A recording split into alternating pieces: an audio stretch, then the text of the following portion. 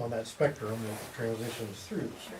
Which And could be middle from school 6th. kind of sits in Yeah. the middle of that. All I have to do is go to like a So- track meet of middle schoolers. I mean, they're from here to here. I was just thinking about Lane, his 8th grade year. I mean, he was, and in football, Pop Warner, you know, he had a big old orange stripe on his helmet. He couldn't carry the ball. He weighed too much, you know, so that's middle school. You got him all over the place. So anyway, So it sounds like what you spoke to kind of fits within that spectrum of Our vision quality time. of that piece is that at this level, at the 6th grade level, I don't think we should be in the business of telling kids, basketball's not your sport, we're gonna cut you. That's not our role right now. Our vision is that they get equal access and equal opportunity. Okay, if a kid's not showing up for practice, then they don't play. But if a kid's showing up every single day for practice, working hard, trying to get better, they should have equal opportunity and equal access to play.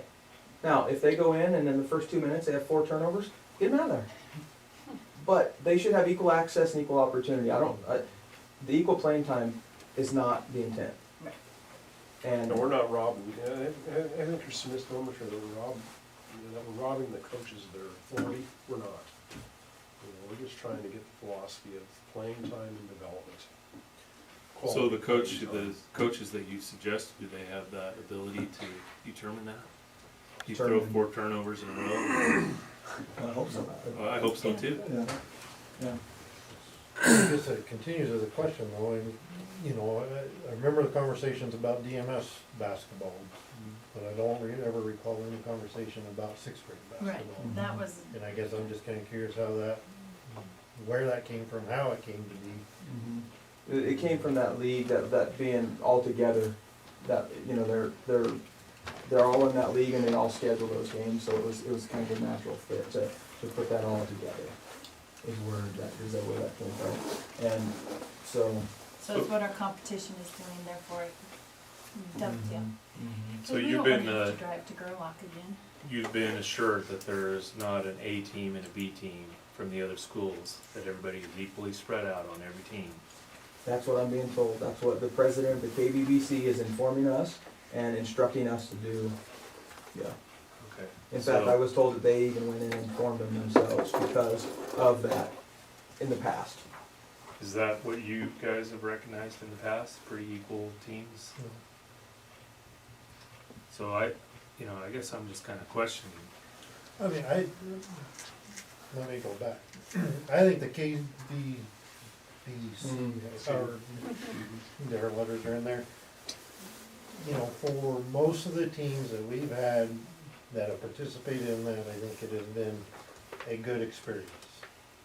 I think some teams that we've had, you know, I'll just come out and say, you know, the 8th grade boys last year, that was kind of the lower level league of what we need for those kids. But for the most part, I think the competition has been good. They've won some, they've lost some, it's been a good experience all the way through. And I think we're gonna, when you get the group of kids like we had last year in 8th grade ball, you're gonna, you know, that's where the importance of those tournament traveling teams after the season or whenever, you know, kinda help elevate them one step further. So I think it's a good fit. I just am more concerned about, you know, how do we got to 6th grade too, because I've never heard that conversation. Just all of a sudden got 6th So if I grade. receive more calls, I can tell the parents, we are paying for, when you pay your dues to basketball, we're paying it to the league. We are providing the uniforms, okay? So we do at least have something. We are vetting the volunteer coaches. Yeah. They are volunteering They're doing the background checks, all that. through our volunteer program. So they have to fill out that application and And we have some background check. checks and balances over them. Okay. Okay. I don't know what, it's not the way it gets told to me on the phone, my phone calls I receive, so. Well, this is the brass tacks, this is what is going on, just as far as. Right. And I'm new here, so I just kinda wanted to make sure. thing else, so. Has there been any information out to parents? I have not seen it yet. There's parent meeting tomorrow night. For all basketball, sixth grade too? or- Sixth, seventh, and eighth, Yeah. Okay, I haven't seen it. so. Well, like Andy said, have you checked for sale, at least It's not there, Barry. Well, I'm just saying, I got a Direct. sixth grader and I haven't seen anything, so. Well, Where's when this would information at? boys start? Sixth grade? Boys don't start till After the first year. after the first After, year. so girls go first. So they'll start within the So 12. that might be. Is there a reason why we don't do that? Yeah, they don't because Gym space. gym space and last year they did boys first and girls after, and they switched back because there's more boys teams. They couldn't do it over, they don't wanna play over the break, Christmas break, and it just didn't work as well, so they switched back to girls first, and I think that's probably where they're gonna stay for a while. it Do we sounds like. use the middle school gym though? Mhm. All Believe gym. me. All gym. All Every gyms gym are is maxed staffed. out. They are. Everything. Including Charlie, churches. you can ask Dustin. I believe it. I know I just didn't realize we had that many basketball players. we've had some changes in this office, but, you know, as we're changing seasons, that's some important information that we need to figure out how to get out through our channels. You know, you keep bringing up Facebook because we're on Facebook, we shouldn't have to look at for sale in Lakeview. But We shouldn't should. it come out of the high school though? We should see it on our own Facebook page. Wouldn't it come out of there rather than the district office? Well, I don't think, are the sixth graders gonna look at the high school, sixth grade parents gonna look at the high school website? No, It's I a mean, like, district district, Yeah.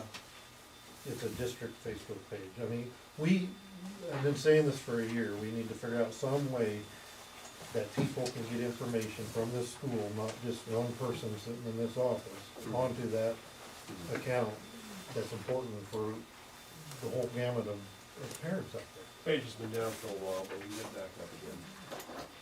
You know, well, I guess, understand that I it's- guess my question was, is did we send anything home with the sixth graders? Oh, like Yeah, a flyer. to the- Yeah, for the that's girls' what- fest, something like that.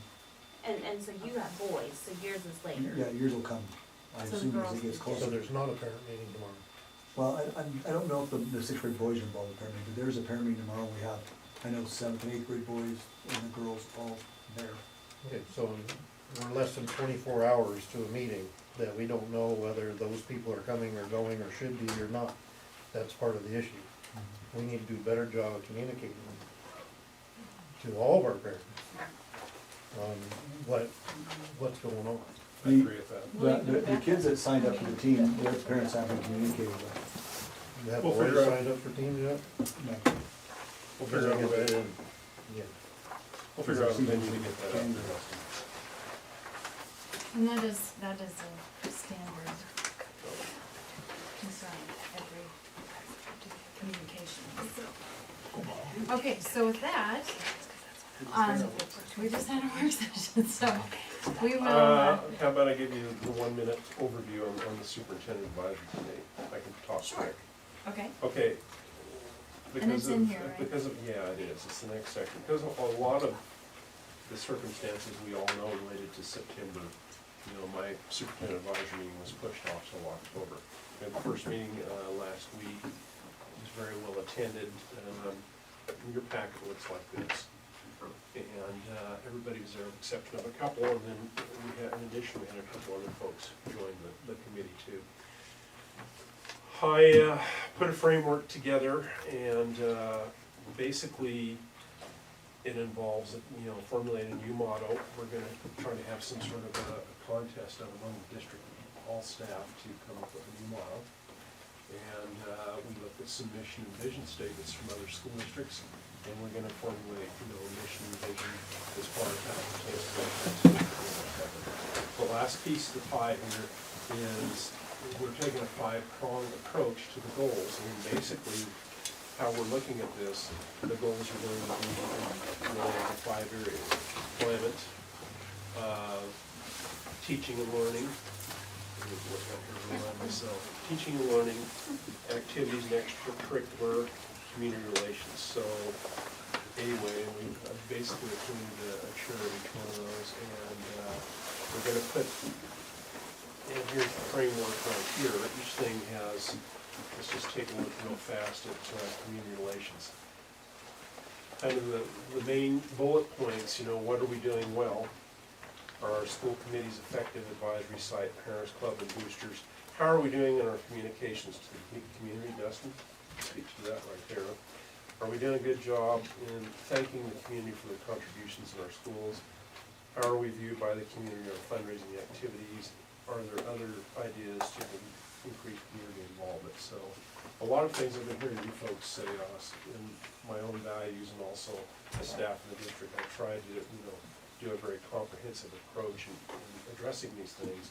And also, I think, the philosophy of bottom up instead of top down as far as building these goals, the staff felt very empowered, and I'm really looking forward to the next meeting as far as compiling everybody's thoughts and then taking it into 5 meaningful district goals. So, anyway, we're off and running. The last meeting went well. We're coming together on November 16th. Should bring you a report on November 28th. So there's a 10,000 quick overview on the Superintendent's Advisory Committee. I read them all, and I think that it's kind of great. It gives kind of a view into each person's chair's place. I think that one thing that came to me was maybe like 5 goals formulated by yourself. So when you take this information from this chairperson and this chairperson, what are the goals to do with that information? Does that make sense?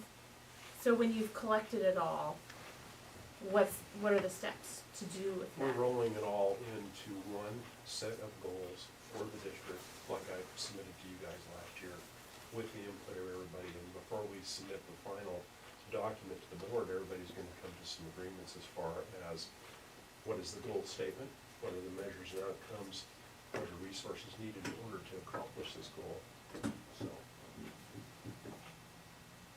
We'll talk later. I might not be explaining myself well enough. are you thinking that we're submitting 5 different things, 5 different people? Yes. No, that's not. So what we're you're doing. going to bring it all together and it will be, Yeah, okay, yeah, compiled. yeah. Because I looked at it and I saw the chair in each committee, and I thought, well, it would be great to bring it all together It's all into. under one umbrella. Okay, so you're only on about that. Mhm. And then there's Mrs. Lisney, is she one She's that's on there, yeah. on there? Yeah. Mhm. And then we She did talked quote about me. a DMS The rep. DMS representative, yeah. I'd like to see it. Mhm. Okay. So with that, do you have any questions for me? I do know, this is Robert, I believe, correct? Yes. Have you been to one of our meetings yet? Okay, so this is Robert from the Examiner, and we're glad you're here. Thank you. Glad to be here. Thanks for having me. Appreciate it. So, we'll go ahead and call the regular, do we need a break? Call the regular session to order and stand for the pledge of allegiance, please. I pledge Allegiance to the flag of the United States of America and to the republic for which it stands, one nation, under God, indivisible, with liberty and justice for all.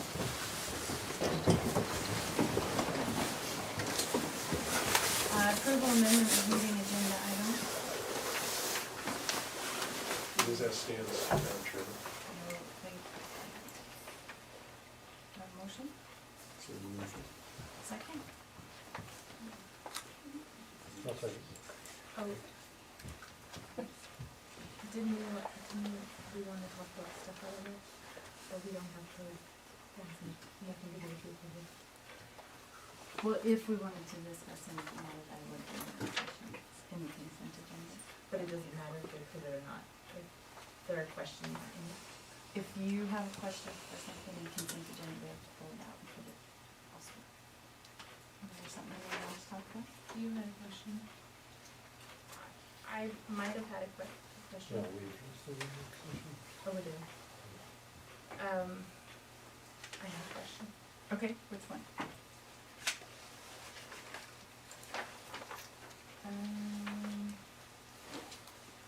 11.1.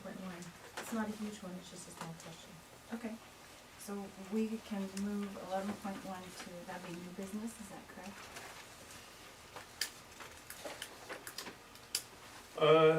Yeah, we can move it to new business, make it 10.8. 10.8, okay. Okay. So, 10.8 is Title III Director, and then, and make sure that I don't forget. Okay. Alright. So do I have a motion to approve the agenda as amended? Second? Second. All in favor? Aye. Thank you. Approval of minutes. I move that we approve the minutes for September 26, 2016 as presented. Any discussion? All in favor? Aye. Correspondence. This, we have a card here from the McLean and Smith families. They use the facilities for the funerals of their departed. And here goes, I'd like to express my appreciation to Lake County School District 7 for the use of the facilities for the funerals of Doug McLean and Kevin Smith. Thank you so much, Marina McLean and all the families involved. Thank you. Okay. Public comment.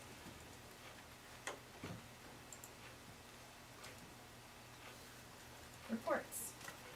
ASB report. Pleased to have Bryce here tonight for ASB, so Bryce, you're on. Alright, October started with the SAT on October 1st, and then the 8th and 9th avid elective classes took the PSAT on October 11th. And then on October 19th, all sophomores and a few juniors took the PSAT as well. The avid elective classes went on college tours with the 10th and 11th avid kids going to Southern Oregon University, and the 9th graders going to Weed, and then the 7th and 8th graders visiting OIT. The seniors had a financial aid night on October 3rd with the Assistant Director of Financial Aid from OIT presenting the information. Last Monday there was a presentation from 2 Shakespearean Festival actors that was very entertaining and gave the students a feel for Shakespeare's work. Student Council has been very busy creating bulletin boards to announce events and to recognize people for athletics, clubs, and other groups they are a part of. We are having our first ever LHS Senate meeting tomorrow night, and we hope that is well received. What's gonna happen in the Senate? It was an idea proposed that we would have 3 entirely new kids from each grade level, freshmen through seniors, where we'd have a meeting with all of our student council members, and they would provide input on our future projects or how to improve events such as homecoming, the dance, themes, so they can provide input on stuff we've been doing. So how were the 3 selected? They were selected in the English departments. The class kind of would vote for someone or nominate someone that they thought would be beneficial to the Senate. We have 3 people from each grade level. And so, how is that different than your ASB reps for each grade? The Senate is only by English class, so I have 3 sections of English. Each section of English elected a representative just for that English class. I mean, to represent the 4 grades. Yes, so the 9 through 12, each English class got a representative. Right. But I mean, how is that different than The class officers are for the whole class, and this is much smaller. So, also, the way we kind of explain it to classes is if a kid has a concern or heard something in the hall about, yeah, a lot of people really didn't like the dance or they didn't like this, they would talk about it in the English class. That English class rep would bring it up in our meetings. Okay. So you have 6 for each, because there's 2 sections. Not of necessarily. English This for each year class. for student council, we only have 13 total, and that's counting 3 ASB officers. So there are only 10 class officers. Right. Normally we would have 4 per grade level, but we don't. But I'm saying each class has at least 2 English classes, so you're gonna have 6 They all more have than- 3. They all have 3. So you're gonna have 9 per grade level? Not No. necessarily. 1 from each class, 3 total. So for the freshmen, for instance, there are 2 class officers. So we have those 2 plus the 3 3 from from the each English. English. So Got the it. freshman class have 5. Okay. So we would love to hear how that goes. Okay. Anybody else have questions? Sorry, I kind of dominated that one. All right, thank you, Bryce. KCC report. Pleased to have Cheryl Norrell here tonight to give us an update on KCC and what's going on this fall, so, hey, welcome Cheryl. Thank you for having me. So a year ago, about this time, I was here, just starting with KCC and pleased to give our report. Now I know more and I'm familiar with everything and I'm still glad to be here. So in the spring, we graduated 10 Lake County students. That was our largest graduating class from our small campus and, you know, that was great. And they're all, some of them have transferred on to universities to get their 4-year degrees, some are staying in town. We have 2 that went into, or those undergraduates. Some that stayed in town running their own businesses. I mean, they're just all over the place. So I was really pleased to have 10 graduated. We did bring in 15 new students this year, so we continue to grow little by little, but I'm glad to see the students coming in. We're starting to see more traditional students come over, and that makes me very happy. We have some student success mentors who are charged with creating more student life activities and more of the campus feel. We're small, but we try to put on, you know, events for them. We had a Christmas party last year, we'll do one again this year. We put a float in the parade, and things like that to kind of give them the feel of being in college, even as small as we are. Our numbers came in pretty close to what we had last year. Last year was a record large class for us. This time last year we were administering 504 credit hours out of our campus. This year we're at 491. So we're still really close and really happy with those numbers. That includes all of both our synchronous classes, distance ed classes, and then the classes taught on campus. We have 9 Lakeview High School students that are coming over to take advantage of the dual enrollment opportunities. We worked really closely with Lonnie. She's been a great advocate in identifying the students who would benefit from taking the dual enrollment classes. They might be taking their college classes via distance ed. Some of them come over during the day. We've been able to pick up where the math department was left short after September, and it was great of Lonnie to really advocate for those students. She's also been a really great supporter in lending textbooks to students, you know, because we all know college books can be very expensive. We didn't have ADP students this year, so we have a lot of books that the high school has from the previous ADP students. And she's been really great at lending them out, and that helps keep students in college as well. So thank you, Lonnie, for being such a great advocate for your students and for ours. Let's see what else. I think we're seeing an increase, like I said, of the traditional students. We're also really seeing an increase in the minority and underserved populations, and I think that's a really important to me. Our minority population on our small campus is 14%, and I think that's about double of our town's population of, you know, the minority per capita. So I'm really happy to see those students taking advantage of higher education opportunities. I think maybe a small campus and knowing each other helps them feel more comfortable in venturing into higher education. Let's see, we have a new director of workforce development who's Chip Massey. Some of you may know him. He had some business ventures here in town. I think he owned a restaurant at Hunters. He worked the chamber in Klamath Falls for a while. So he is charged with creating new workforce training partnership or opportunities here in Lake County. We want to really focus on creating those opportunities for students who may not be, you know, on the college track, but might need some workforce certification to get them into a job. For example, we're going to be running a phlebotomy class in the winter. We're doing a healthcare interpreter class that prepares students to take the state test to do healthcare interpreting and court interpreting as well. And because those courses offer certification opportunities at the end, they can be scholarship through COIC to help offset those costs. So we're partnering with other entities in town to really focus on education. KCC is partnered with Southern Oregon Goodwill this year, and they are running our GED and ESL classes. All of the courses there are online and self-paced, so students can come in at any point to begin their GED journey or ESL journey. Right now, the classes are virtual, but the students can come and use our computer lab if they need a computer access or internet access. And Goodwill brings a lot of, brings a big organization behind them, so they can offer services like workforce training, interview prep, resume, and interview practice, things like that. So that's exciting, that's new. I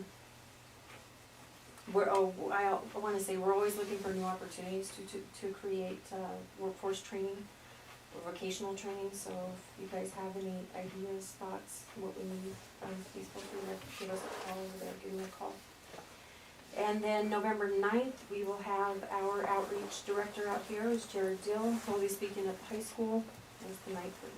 Is it the 8th or 9th? 8th or 9th, I'm not sure. Lonnie might be there. But he will be out here talking to the high school seniors, and we'll be talking about Oregon Promise. For those of you that don't know, the Oregon Promise is a state grant that covers a bulk. They kind of advertise it. This is the first year that Oregon Promise is in place. So this is the first term, start of the fall term is the new class with the Oregon Promise. So they're working out the kinks with the state and how they advertise it. They kind of put it out there as totally free college, and now that it is being administered, we're seeing that not all the students qualify for exactly completely free, but it does cover a great bulk of tuition. And so that kind of took the place of the ADP.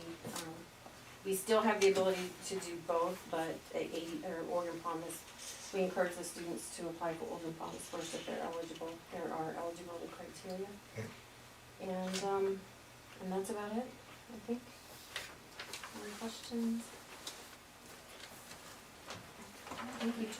Thank you for having me. Appreciate the good work, Cheryl, thank you. Thank you. Facilities. I know. Soccer field complete, yeah. There's 2 games on it, so next step in the chain is to get the scoreboard up. And my understanding is on the boys, and we'll probably put some more poles and more netting up on the end, keep soccer balls between the cars and down across the street. So anyway, it was good to get some games on it, so I'm very happy about that. The rest is yours. So phones got ported finally on Friday. Kind of a bit of a disaster, still kind of a little bit of a disaster. I've got people with no phones. And, we've got most of the line dropped in, so all we really have to do is plug the phone in. So, we're just taking inventory, making sure the main key people, the secretaries and the principals and that sort of thing, have the keys to that. And then Wednesday, Klamath Basin will be back over, to kind of put out any fires and make sure that we are fully functional, and it's a bit of a try. Friday was terrible, nobody could get a hold of anything, so. So did Century Tel change their stance from our last meeting? Yeah, that was the port on Friday. I think Wednesday, Fremont and ADA reported finally. They were just finding reasons to deny it, really. They said it could be as simple as not a cross T, basically, is how they put it to me, is that they will deny it for any reason, because they're losing that business at the end of the day. So, they finally couldn't find anything else that we could ding us on. So, the final step was to have those are already existing, that were ported to the new system, essentially. So, all of them have been ported, it so appears anyway. So we've got intercom, every classroom, should have a phone in it, or will have a phone in it. Evan's gotta do a couple of drops, I know. I think DMS was the big drop for the line. So that's kinda gonna be a work in progress here for a little bit, and then we gotta go back and take an inventory of what did we miss, cause I know that there was some places that we missed that we didn't realize needed. So we'll be a little bit of work in progress here probably for the next couple months, but the good news is that it did port over and we did finally get what we needed, so it's just all the internal stuff at this point. So we have intercom all the way around, so that'll be good. What day is the guy coming over? He'll be here Wednesday. Will he be available if anyone has questions? That was the only thing I heard down there was. Right, that's part of the deal, is to Little put out training fires, and make sure that people are aware of I what's think they happening. were working through it, but they were, We're scheduling might training, have we're questions. scheduling training on November 4th, that in-service day. I wonder, okay. We're gonna target each, buildings, we're not gonna hold LHS and DMS and Fremont and Hale all together. We're gonna try to, get training for each building and schedule the morning that way, so each building gets its own training. And everyone was aware of that? Did staff get sent an email Well, or something? they will, but I'm gonna meet with the administrative team on Wednesday to go ahead and set the schedule, and then we'll get an email out and let everybody know, so. I just was thinking of courtesy on the front, the people that are. We will get. The people on the front, such as Tammy and Yeah. Mary and Mhm. Emma, they did get the training so that they knew how to Oh, they operate did get once some that, training. ported, because, the ADA and Fremont, we did have a heads up on that it would be sometime that day. We didn't know when, so he was here last week. He did do training with them to get them at least the basics. Nice, okay. So those people were taken care of, like I said, they were taken care of first and foremost so that we could still operate. He came here on Friday. Okay, I just wasn't sure if it was hooked in and then we were gonna do the training on the 4th and, No, Okay. no. The That's front- all I'm the asking. frontline group we took care of. how was our Yeah. communication on Yeah, that? everybody on the 4th. So you didn't get the training? Who? Me? No. Oh, Jesse. Jesse, I was like, Yeah, I was just looking Oh, at no, you. Jesse's like a freaking rock star. He's got his voicemail coming through his email and talks to him now. I'm just laughing that we all know who needed the training and who was important in the whole. And that's Mary and Tammy and Emma. Emma's got me lined out, we're good. Emma's lined you out, all right. No, so those key people, those guys got it before, as the report was happening. So Wednesday and Friday was a little bit disastrous because we didn't really have phones theoretically. Cause it shuts off and then it turns back on, basically. I was getting all kinds of great emails. I can't get all of you. Oh! So, work in progress, and everybody's gonna have to be patient at this point because we can't get to everybody all at once. So, we do the best we can and get everybody walked through it, so. Yeah, I heard excitement, I just was wondering if there was some sort of. We're in progress, we're in progress. What's mine, first day today was with my new phone, and I managed to get through it and survive it, so. Anyway. And figure out how to retrieve messages, so, anyway. DMS elevator, so the elevator is in. We cannot get a final inspection on the elevator until we have the sprinkler system in, because there is a requirement of that sprinkler system to be inside the elevator shaft. So elevator is essentially done, working on, the sprinkler system. The box came in last week, there on the outside. If you look at, in the front of DMS, there's a very large, about 10-ton box that's been placed down in the door, put into the, ground there. That will run that line to the front of that DMS and hook into, for the water from the street down in. That's a work in progress. The November 15th date that we already, did an extension on, my conversation today with Daryl was, are we gonna make that? Cause I don't feel like we're gonna make it. No, we're not gonna make that. But he's trying to get DCI to commit to a day.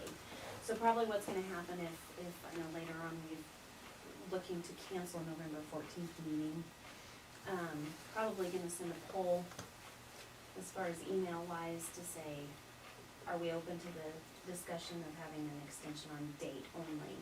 Not, no dollar figure attached to that, but an extension on the date.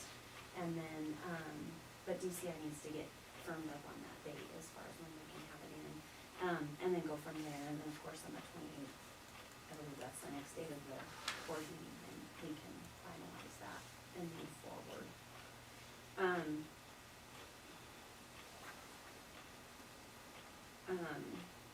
I think that's about all, unless you've got a question. Are they working on it now, though? I mean, They started they're- last week. Last week. The box finally came in, shop drawings finally got reviewed. County had to go through the shop drawings, those got reviewed, so all of that stuff came in finally. And you will, if, I would prefer you not wait on our approval for an extension till the 28th, obviously. No, that's why I'm saying poll you with an email. Right. It says, are you good with, So just make sure X we're date. checking it, yeah. Yeah. please, yeah. We don't want them to stop. Yeah, no, they aren't gonna stop. I would prefer they push to the 15th, but reality says that's not gonna happen, so. So yeah, so Scott just hasn't firmed up that date. In time for tonight's meeting. Moving on to the Union Greenhouse. So, we're kind of slowly implementing this as far as, my maintenance fellas, getting out there. We had a few projects in town that needed to be taken care of first, but they did get the grass killed in the spot that they want it to go into. They wanna, then be able to remove that grass, that way after the kill, so. Not really sure how this is working out with all this rain, but the last word I did get is that it was starting to die off, so. We will just keep working forward, we have weekly, not weekly, every other week. Bi-weekly. We have meetings, as a greenhouse committee, which is comprised of Union, myself, Mr. Cahill, Mrs. Warner, all the teachers at Union, and I think a couple of parents, that are involved with that. So we meet every other week and set small goals that we know we can get through. And then just keep moving forward and plowing forward. We had a new guy start in the maintenance department, of course, a week ago, so we've been kind of held up with just two guys for a while. So getting everything maintenance-wise done, as far as work orders and that sort of thing, that's come priority, but we're slowly working into putting time in on that greenhouse. So Susan had written something in here about 2 weeks. That's 2 not weeks, looking. what? I think In 2 her- weeks to have the greenhouse put up is what she put in her notes. In Oh. her, yeah. This, she kind of wrote that for all the rain started, so the rain may delay us a little bit, so. Anyway.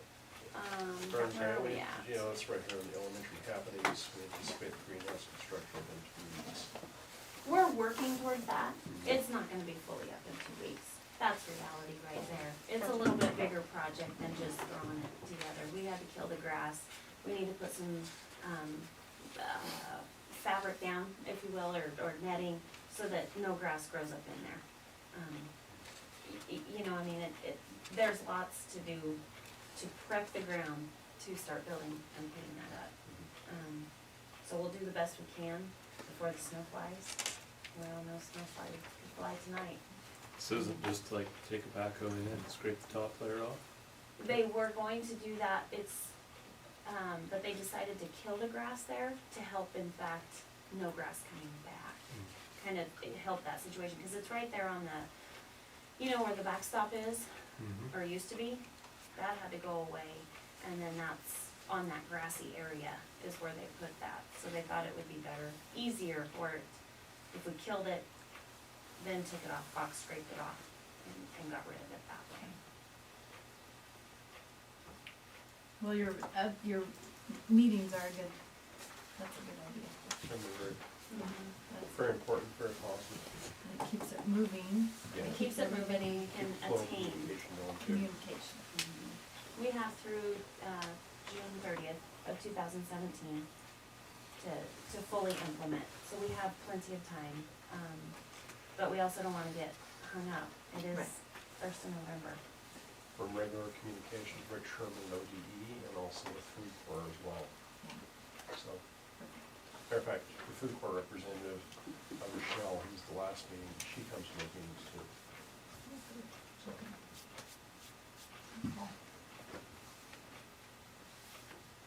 Any more questions on facilities? Okay, thank you. welcome. One quick question on the elevator.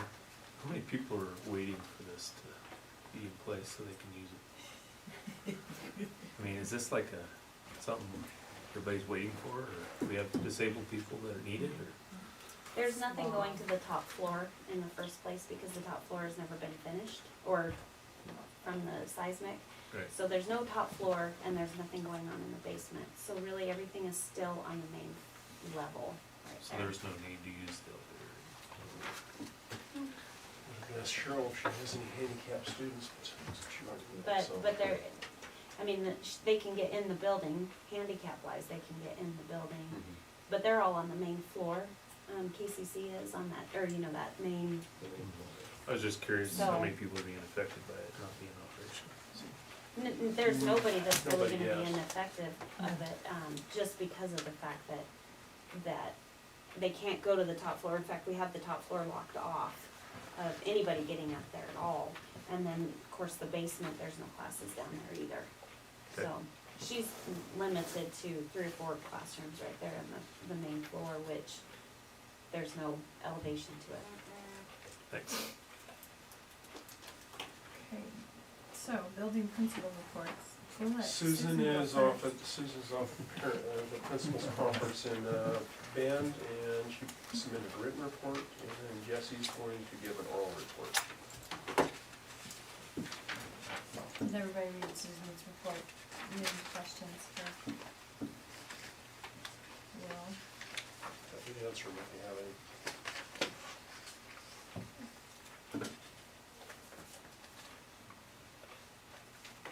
No questions?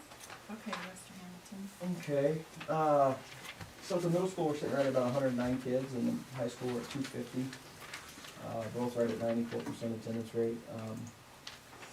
Bryce going before me keeps taking all my material, so, but no, some stuff that, you know, we're up for accreditation this year, so we've started that process as a staff. We've completed our executive summary and submitted that, to, the company, and then also we have, started our self-assessment with the staff. We did that on a couple of our early release Wednesdays and grouped the staff up into the groups based on the standards, and had some pretty valuable discussion with our staff, the whole staff. And so now we're kind of in the process of collecting the evidence of where we said we were, so we can provide that when the time comes. We've also administered our staff survey, and we've closed that, so that piece is done, our staff survey is done. The plan is that come conferences, which are November 9th and 10th, we'll open up a parent survey and have that available for parents as they come in, where they could hopefully drop in and do a survey for us, so we can get to the number that we need to fit into that. And then we'll open up a student survey as well as we kind of go through this process. So it's kind of big. and I'm just learning as I go through it. It's something I've never been through, so it's good. I mean, I think it's gonna be a really good process for our school and for our staff, but it's definitely learning step by step. How often do you have to do it? Every 5 years. Yeah. And I don't know when we're probably here last time we did it, huh? Yeah, Yeah. it's been 5 or 6 years. Yeah. Did we not? Barely. Boy. Just over the wire. And one thing that I'm able to do, which I feel pretty fortunate that I can, is I'm on 2 external reviews for other schools before ours, well before ours. So it's going to give me a chance to go into that and see what it looks like from the other side and kind of have some input and bring it back to our staff so we know what we need to be doing and stuff like that. So I'm actually kind of looking forward to it and getting this process going. Our athletics, as you guys know, fall seasons are wrapping up. I think we got one regular season football game left Friday. Volleyball and boys soccer are done. They've wrapped up their seasons. Girls soccer is in that wait and see mode. Right now they're sitting. Are they still one first team out? There's 2 at larges. We didn't qualify for the playoffs, being the top 2 in our league, but we could possibly get in at large. So we're waiting. The rankings don't close until Saturday. And so we gotta just see where we fall. And see where Other we leagues fall. have league playoffs, and that could dramatically Yeah. change some things. It could also drop us farther behind. If somebody upsets somebody and gets the automatic bid, that means a pretty high-ranked team then is left out, and they're gonna get that automatic bid. Right now, we're one place out, but it's very doubtful that we can make up the way the rankings work, that we can move up. But hopefully. So, middle school volleyball wraps up this week. Cross country has regionals this weekend, Thursday. So we're kind of getting to the end of the fall season and kind of prepping for winter and getting signups out and having meetings, and winter sports will begin November 15th. So it's coming fast. Some upcoming events for us that you guys, this Wednesday, October 26th, we have our choir concert at 7 p.m. in DMS. Thursday, the next night, the 27th, we have our fall banquet at 6 p.m. in the cafeteria. And conferences are the 9th and 10th. We're hosting a SAT date again on November 5th. So there's some things coming up. I did, didn't Is that right? November 5th, right? So you have nothing to give now, huh? You still I took it for, yeah. No, that's not mine. Okay. And then the last thing I would say is, if you guys get a chance, come see our building. The student council is just, I gotta give it to Ruth Ann and her kids, what they're doing in our building, it just looks phenomenal. They got so much cool stuff up, and it's created a really neat, cool environment. I went to the 80 Hay one morning. It just happened to be rainy, so they had everybody in the gym. Oh my God. Yep. I don't think I'll do that. It's quite the experience. Just come on a Sunday day next time. It was like being at Disneyland. Last year we did some surveys for parents, staff, we did kiddos. But if we could use all of your hard work and look at your surveys, we haven't conducted any this year, are we able to? Actually, I'm gonna chime in on that. We're conducting the parent survey, he's conducting his parent survey, and we're conducting Ours in again. conjunction with Title I, the parent survey for the elementaries during parent-teacher conferences. Okay, And then I'm gonna get my superintendent's advisory committee, since it's composed of staff, I want to have the staff help compose the questions, so yes, the answer to that is yes to everything across the board, so. And in our surveys for accreditation, I don't really get to create those. Basically, I get into our it's called Assist. It's the program that manages it, and I create the survey, and then I open it up. it's like a template. Well, I don't even see it. It's I mean, you can they see a already have sample. it The created. question, it's done, and it just makes it available, and I send the link out. Gotcha. So I don't, yeah. Anyway, the survey is gonna be, like I said, a big part of the advisory committee developing the district goals too, so. Anyway, Okay. looking forward to see what the Sounds results good. are from the elementary and also, like I said, from the staff too, so. I have a question. I know you may not have this answer right off the top of your head, and I'd just be curious on this in the next month or so. what percentage of our student population in DMS and LHS are student athletes? And what percentage of those student athletes are multiple sport athletes? I can give you ballpark, because I just put that, DMS, I'm not positive with the high school. I just did our, in the executive summary, I included that in there. And we're right around 60% in sport and activity of our student body, 9-12, somewhere in there. And then multiple, I'm not sure, I'd have to look at some stuff on that, but that's ballpark. Well, when you get your phone figured out, you know. Okay, I will. You know, no big rush, but just something to Yeah. give you some. Okay. It's good information. I know something, neither you nor Bryce said, but the girls' soccer team was top. Oh, that's right. Thank you for reminding me. Mhm. We were tied for the Tied highest for GPA in the best state. GPA in the state. At our Up to level, yeah. 300, so. Yeah. They had an average of like, what was it, 3? 383, I think. Yeah, Very great. that was Yeah, really. fantastic. Thank you for reminding me. I knew kids like that when I was in school. I hung out with them. Good kids. Yeah. Yeah, that was so odd. So, we have any other questions for, are we having, conferences in the cafeteria again? Indeed. Okay, Yeah. 4 to 8. okay. Multiple asked about teachers that. going at the same time then? So we just, yeah, we open up. We open up the walls on the classrooms and then teachers are at tables. So. You have little dividers? No. or- What day is that again? 9th and 10th. What'd you call it? Very style. Very style. Actually, it was a real road. But what if, Go Western. Privacy is What if- not yeah. afforded, yeah. It's a, I've shared that with you it's before. just too many people to do like they do in the elementary? I'm just getting Yeah. clarification. You know, where you go and you meet the teacher, what's your parents, I think it's just a, Can I comment? Okay. Yeah. So I think, you know, we've talked about that over the years, and I know Jesse and Steve were part of that conversation, and one of our biggest concerns is so kind of safety for our teachers, because we've had, you know, some things where parents have not been very kind, and so it's good to have your staff there and your administration there, because we've kind of looked at that. And I know, because I heard several parents last year say, you know, we wait in line a long time, and we, you know, really truly don't feel we have that privacy. We've really talked to our site council on how we can have, you know, teachers really ask questions and give input on all kids, no matter if they're the top of the grade level or at the bottom, and to try to work through that. But we know it's not ideal, but we worry about putting them by themselves in their classroom. and I would agree, that was, my only thought was just a bigger space.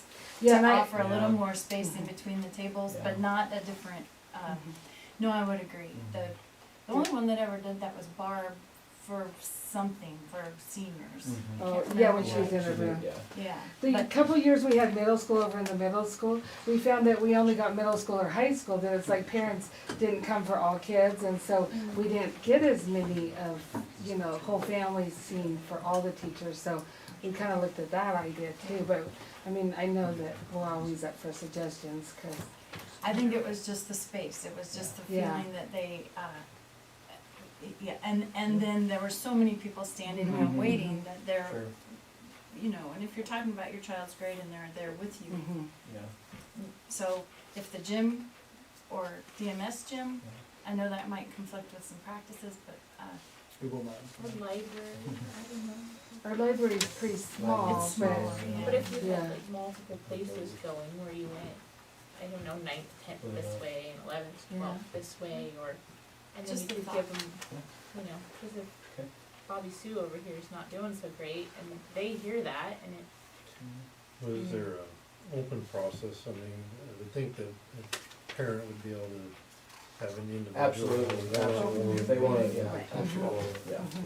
Yeah, and we have teachers that do that, they'll go grab a classroom or, you know, yeah, The lab, or, yeah, to, yeah.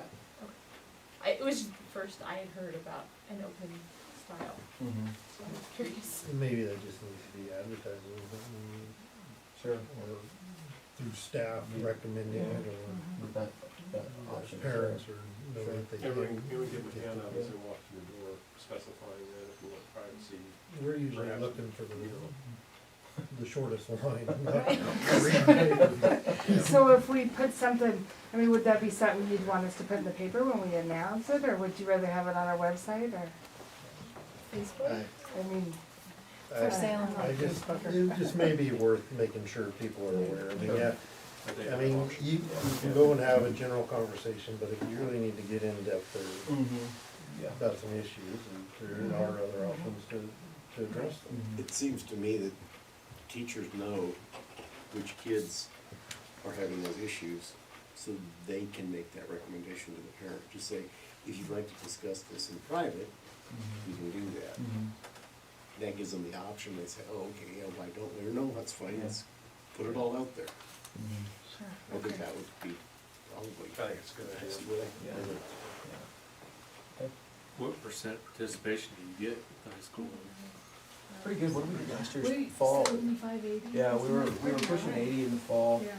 and so it's pretty good. Having come from another district where we did a similar thing, and it was arena style also, in an area that was about the same size, and a lot more students in our school, almost twice as many. I'm amazed at the participation here in Lakeview. It was Yeah. nice for my wife and I, because it really points out that I think our parents and our kids take education much more seriously here than where we came from overall, and it was nice. I mean, she didn't have a spare moment. It's nice. Those cookies that June makes doesn't hurt. That helps.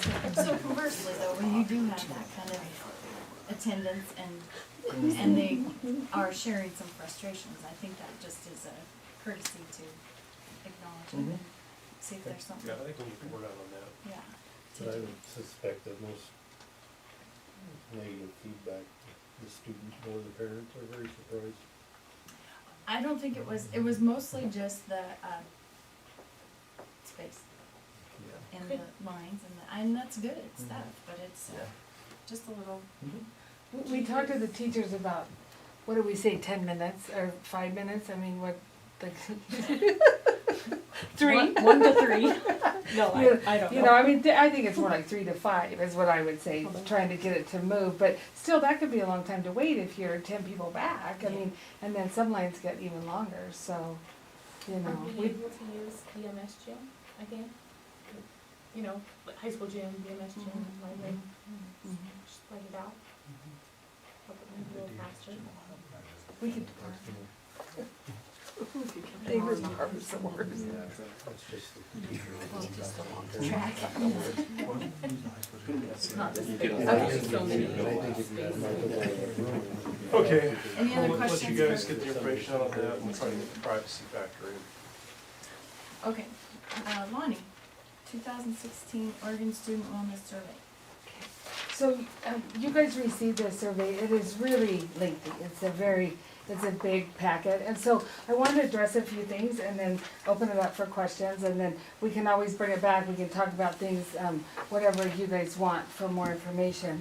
Hold So on just a oh, second, but we don't have it in our packet. oh, you right? didn't, It should did be in you, your computer, I think. It's on board. That's on Okay, board. so mine says Texas Association of School Boards. No, Where do I? I don't know what my password is, it's saved on my computer. but on your desktop is the PDF, There we go, and it's like got it. several million pages. so I was gonna talk about a couple things and then have you guys go to page 57, so that I don't think we need to go through it, it's very lengthy. So the student wellness survey, so there's the Oregon Healthy Teens and there's the Oregon Student Wellness Survey. So we do this, student wellness survey every 2 years.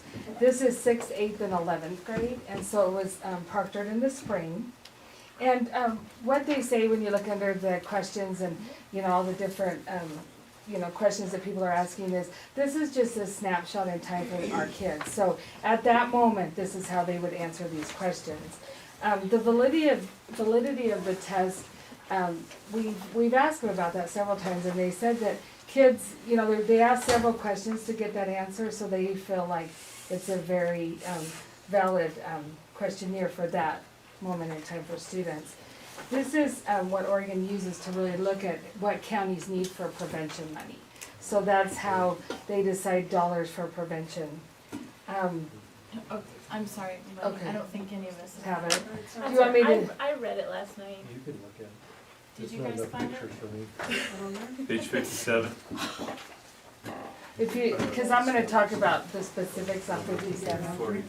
No, I don't think it's in It was in work. Go ahead. It was in It's the- okay. I mean, I did read it. Just so you know, we're not. That's okay. We're not looking at it. Okay, do you want me to do it another time, or you want me to just talk about it, or? No, I think, Okay. it's up to you. If you, Yeah, if it's imperative that we're looking at it, then we can wait, but if you can explain it. No, I can explain it. Okay. I think I can. Perfect. Okay. So, our students from 6th to 11th, 6th, 8th, and 11th all felt the school climate is a very supportive atmosphere.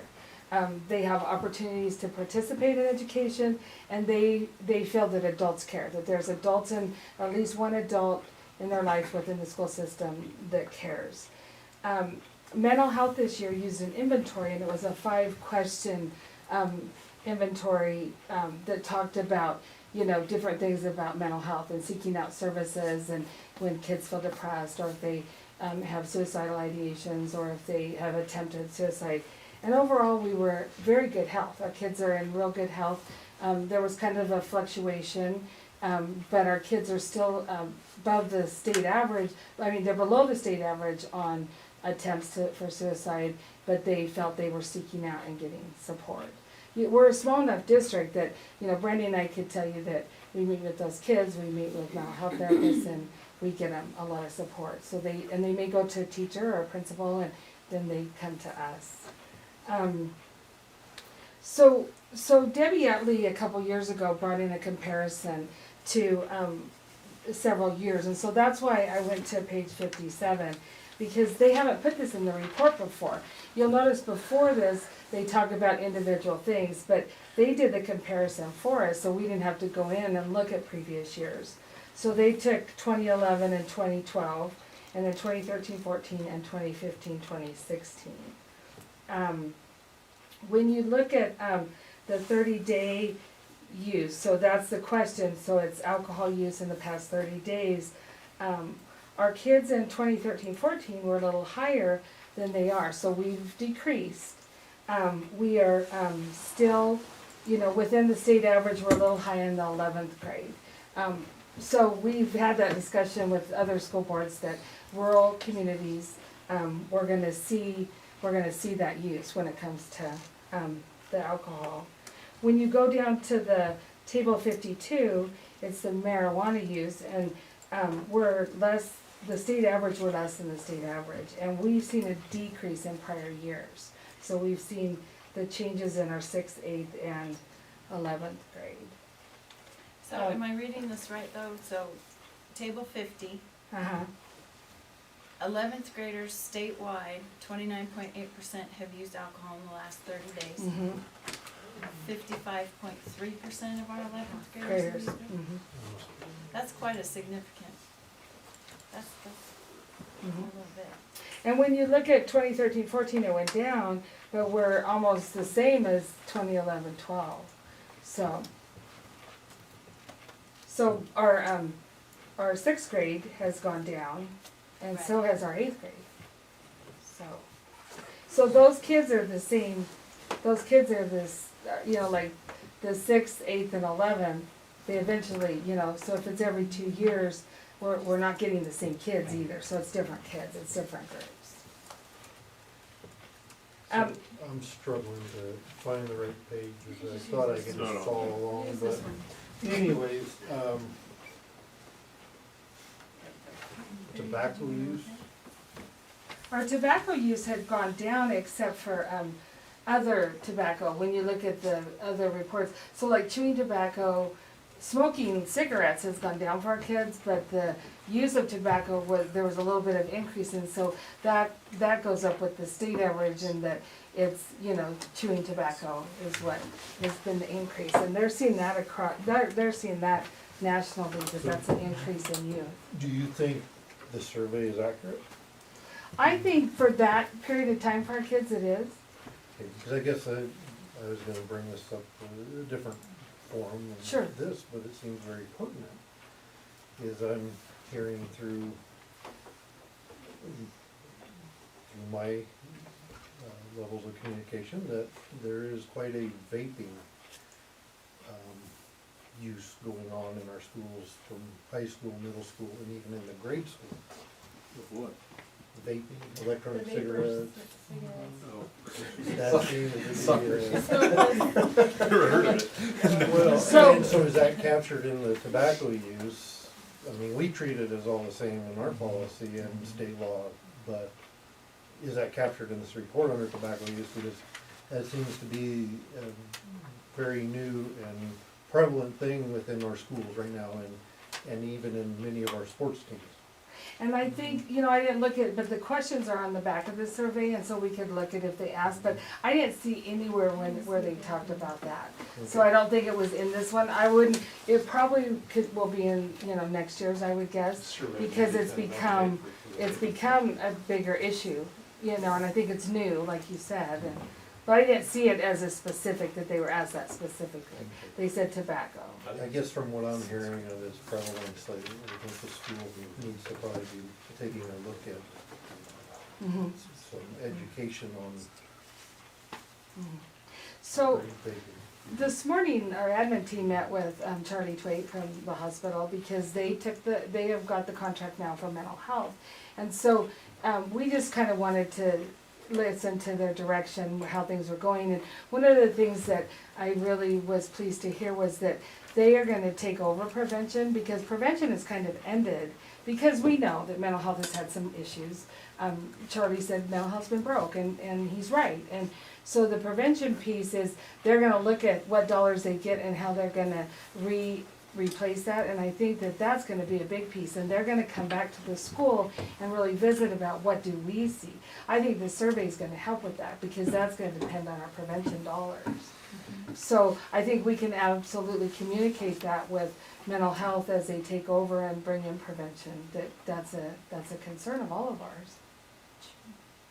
So as I did some light reading, something that popped for me was 8th grade, on dangerous, like, knife, gun in the school, and there was a small percent that popped in the 8th grade that said in the last 30 days. So I saw that. I found a little worrisome. Yeah, I think, you know, when we look at our behavior, cause we have to do a safety report into the state, and we look at all of our behaviors and everything that's come to our attention, we haven't had that, so I'm not sure, you know, where that came from. I mean, I wanna believe that the survey has validity, but, you know, when we look at all of our behaviors and everything, and our kids come and tell immediately if there's anything out of sorts, they're really good about that. And it's not a tattle, it's a safety thing, and we've taught them and trained them to be, you know, aware that we need to have a safe school.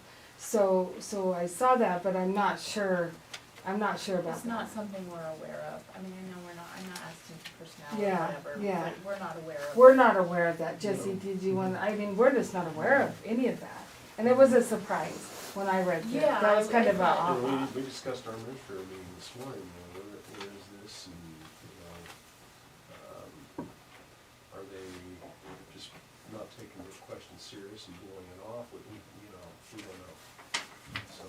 That's why I thought I'd ask But if it got there our was attention. some It got our attention. validity or Yeah, it if, got our attention too this it's a morning question. when we were discussing it, so. I think it could have a lot of depth to that. I mean, shoot, just 20 years ago, we've been flip-flopped on who didn't bring a gun or a knife to school. You know, I mean, We talked about that this morning. it just, I mean, our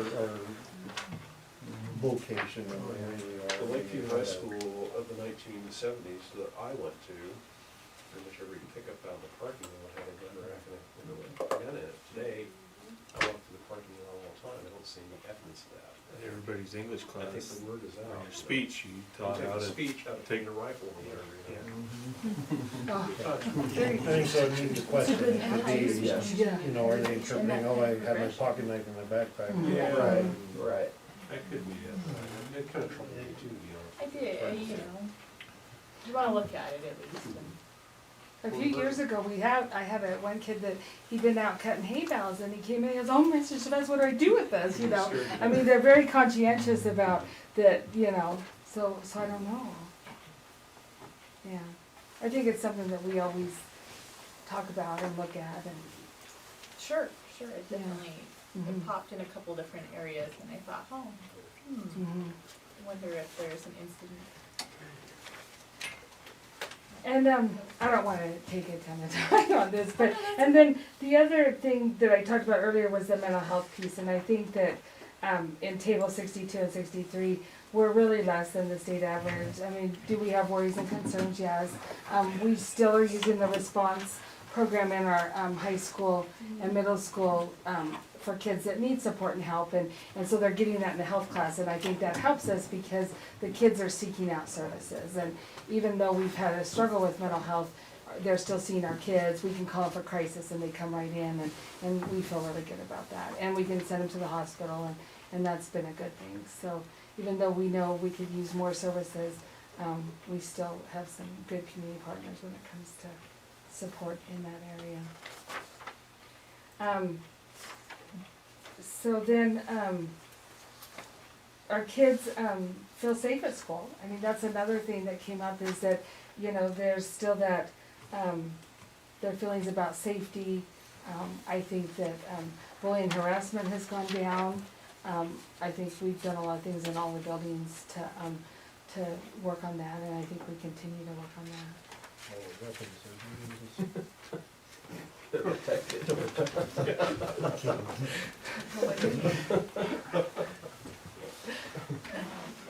So as you guys look over this, any of us, Mr. Cahill, Mr. Hamilton, Ms. Warner, anybody would be happy to answer. Brandy and I can answer any questions, and It is a lot of information. it is a lot. It's just a little light reading. Yeah. I tried to just pull out a few things for you guys, so. Hit the high points. But I'd be happy to answer questions. You guys can just give me a call. My phone's not working, but I've got a lot of paperwork done. You're it. You looked at me funny. Yeah. Yeah. Be blessed. Be I blessed. know. Then she'll be sad. Yeah, exactly. I'll bombard her. I know. Just dial it Sure, in. they'll Hook create her up. case. Sure, those great girls answer. Okay. And with that, we're going on to financial report. You're on. Well, so we're a little tardy with this, so we're about 3 months behind. But I'm glad to say that I am caught back up again, for the most part. Just little things are outstanding, but we did have a finance meeting last Thursday. I had 3 people attend, so.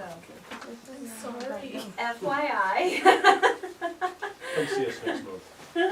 Happy to have you. But yeah, I just had, a union, or not union, excuse me, OSEA. classified staff member, that was available. Ruth Ann got hung up for certified, so, catching her up to speed. So I'm gonna be a little bit more detailed tonight, just because, I know that you guys missed out, also you were in your meeting. I'm not sure what happened to you. Therapy for the little one. Yeah, not sure if it was you or you that needed therapy. Anyways, so, real quick, just going through the, revenue piece and then we'll hit the expenditures, but, normally, the only thing that I can really hardcore predict, is our state school fund, which should have been a $729,000, deposit in July. We only received $560, and that is because we paid back $168,000. So now we're flush again with the state. That was from the prior year, or the 15-16 year true up. So that's why that number's a little bit different. As you can see in August and September, we became back on again with $364,662. There's a little bit less of that because we do fingerprints, and those fingerprint fees go out of that state school fund. So it's at the end of the day, it's an in and out for us, but they take it out. We pull it out of paychecks as employees come on, and we replenish that and make it whole again. So, the taxes are starting to kind of roll in. As you can see, in September, we got quite a large dollar figure, $174,000. Part of that is due to, first of all, we get once a year public utility taxes through the assessor, which is about, roughly, it's usually around $72,000, and that's what we received this year. And then county land sales was at $63,000, almost $64,000, just pennies off of $64,000, which is a little large compared to what we normally get. So I was a little bit shocked by the county land sales, I guess, this year. So that apprises most of that with prior year taxes being paid. Let's see here. So basically for each month, July, we were under, obviously, roughly $160,000 of total revenue coming in, and again, that's due to the true up in 15-16, and then we collected $380,000 versus the $377,000 that we predicted, and then September was obviously higher, $547 versus $451, excuse me, due to the taxes that we received. So, with that, the next page, you should have your expenditures. We went through this in a little bit more detail at the finance meeting. Juanita asked a lot of good questions in regards to all of this, but if you look, our actual payroll in July was pretty darn close to what we predicted, $166,000, just a couple hundred below that. In August, we had $195,000 versus $178,000, and then September was $540,000 versus $506,000. And the more I thought about that, there's going to be a difference in those numbers, and we probably are going to see that until at least probably January, because if you guys will recall, last year we upped that HRA. Where we're front loading it instead of back loading it. So that's a lot of the difference there. Also September, October is always wishy-washy anyway, because of, you know, we do our best at contract time, and then sometimes, you know, oh, the teacher says, no, I've got a master's instead of, you know, bachelor's with 45. I did all these credits over the summer, so it makes a big difference. We don't catch all of those. So that's a lot of that. The actual accounts payable, which is everything outside of the payroll piece, we were a little bit over in July, but keep in mind we also do a lot of ordering in July of supplies and etc. In August we were a little bit less, quite a bit less versus the $147,000. We only spent about $78,000. But then in September, we also spent more, and we did have a big textbook adoption, which, dollar figures on that, we were roughly, let's see, we were about $41,000 in, at the end of July was a lot of that, and I know that we've had bits and pieces in August and September of some more textbooks, but that was a good majority of the textbooks, which came in less under budget than what we had anticipated for the year for the math. So, all in all, we're kind of all over the board. We'll kind of mellow out probably in November, December, as far as our expenditures are concerned on that. Be a little bit more consistent than here the rest of the year, as we predicted. The third page is your ending fund balance. We budgeted for $1,274,000. That actual number, as of right now, this isn't an audited number. I won't be finished auditing until the end of November. We had to end up rescheduling them due to some other circumstances. But right now, my ending fund balance is sitting at $1,210,000. So we're a little bit below what we had anticipated on our budget. Some of that is backfilled to the title grant and the SPR&I grants. We backfilled on them because we were a little bit over on them. So, right now, as of September, we are $1,405,000 in the bank as of September 30th.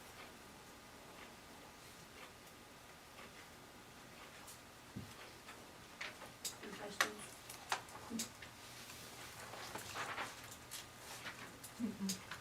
Okay. Not for me, no.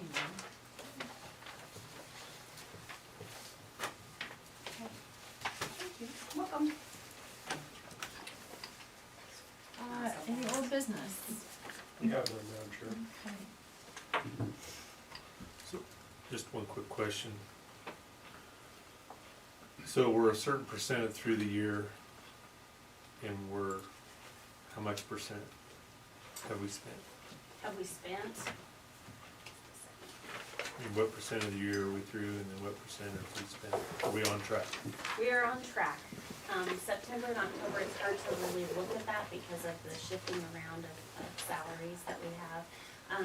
And a lot of that too is, like I said, you know, teachers that come back and say, oh, wait a minute. And then, so that's a lot of it. But right at the moment, we are on track, even Do we though- keep track of, like, percent of the year, where we're at, and percent of year spent? No, not in the beginning. I can get that way probably about January, just because it levels out again. I think you have some historical spending. Well, and that's how I get to my budget, or my projected, is I went clear back to about 12, 13 and came forward, and then I run an average off of that. So the point is that not every month is created equal with expenditures, and so. It's there's- variable, yeah. And it so those are depends. average. You know, and it depends too on, like this year we had a textbook adoption, last year we had no textbook adoptions. So a lot of that is fluctuation in that too, so. But by January, we can get pretty much nailed down better halfway through, not so much variable, even in December usually. Yeah, I just was curious, we're about 4 months through, we should be about 25%. We should be, yeah, yeah. Just curious. Right. What the- Yeah. And there's gonna be, we're kind of out of whack, honestly, in the payroll. We predicted 506, we're at 540. There's a couple of extenuating circumstances that are involved in that. But that number right there I figured that one out, that number there will definitely be hammered out by January. We'll catch back up to that number in January for a piece of that, for a good majority of that piece.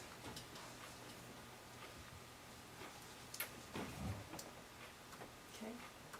Any other questions? Okay, approval of MOU with Lake County ESD. Pleased to welcome Superintendent Bob Nasher tonight to talk about our annual approval of our memorandum of understanding with Lake County ESD. Superintendent Nasher. Yeah, before we get into the MOU, I thought I'd just give the board a brief update on what's been happening down at the ESD as the year started. We had the most exciting spring and summer that we've had in a long time. We actually hired 4 new licensed staff members. The one that really got the dominoes falling, particularly the ones that'll impact the MOUs we'll talk about here in a minute, was we partnered with the hospital to hire a speech-language pathologist. Her name is Alicia Montoya. She actually started in the middle of the summer for the hospital. She's been working for us now the last couple of months. She works exclusively in District 7. She started working for us 2 days a week, and then as things are working out, we've actually increased her to 3 days a week, and we're hoping to keep her at that level, although the hospital may have something to say about that at that point. But anyway, we're just really tickled, and that has actually freed up some personnel in some other areas that I'll get into here. We also replaced both of our licensed special ed staff. Our new special ed teacher, our itinerant special ed teacher in Paisley, Plush, and Adel is Sammy Withers. Sammy had worked the previous several years as part of our youth mentor program, and so she's now providing special ed services out in those other districts. Here in District 7, our new special ed teacher is Will Hicks, and we were very excited to hire Will. because he came with like a license and experience and things that you don't often get when you're hiring special ed teachers the last few years. You guys know what I'm talking about there. And then we also hired a new curriculum instruction person, and we're lucky to have her here tonight, and that is Amy Fortune. Some of you may know her more as Amy Morrison. She grew up in Lakeview, and Amy, of course, is replacing Marcia Nichols, who, when Marcia retired from District 7, went to work at the ESD in curriculum instruction. We're just tickled to have Amy. Amy actually, aside from a lengthy teaching career, most recently at Bonanza Schools, prior to that was an instructional coach for Southern Oregon ESD for 6 years, doing very similar types of work. So Lengthy, I'm super young. I actually started teaching in Adel, taught there for 2 years. Then I went to Butte Falls and taught there for 6 years. And then I did work at the ESD for about 6 years as well. They moved me to Klamath County School District. Klamath County heard that they were going to cut my position or shorten it a little bit. And they purchased my time so that I would not leave. And then they bounced me to Bonanza Elementary School when the teacher lost their license. I taught 3 years in first grade, and then I came home. Finally got to move home, and this wonderful opportunity came up, and I was delighted, and it seems like they're delighted, so hopefully we can be happy together. And actually, bright and early tomorrow morning, Amy and I will be meeting with your brand new teachers in District 7 here, so excited to do that.